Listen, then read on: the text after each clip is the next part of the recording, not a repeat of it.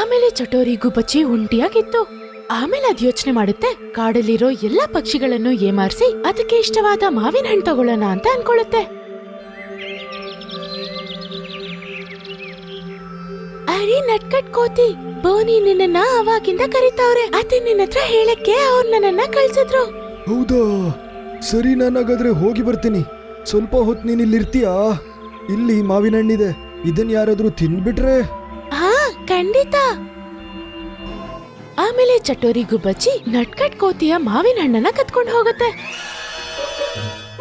ಆಮೇಲೆ ಅಷ್ಟ್ರಲ್ಲಿ ನಟ್ಕಟ್ ಕೋತಿ ಬೋನಿ ಗುಬ್ಬಚ್ಚಿ ಹತ್ರ ಹೋಗುತ್ತೆ.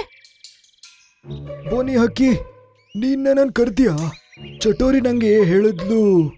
ಇಲ್ಲ ನಟ್ಕಟ್ ಕೋತಿ, ನಾನ್ ನಿನ್ನ ಕರೀಲಿಲ್ವಲ್ಲ. ನೀನ್ ನಿನ್ ಮನೇನ ಹಾಕಿ ಬಿಟ್ಬಿಟ್ ಯಾಕೆ ಬರಕ್ ಹೋದೆ?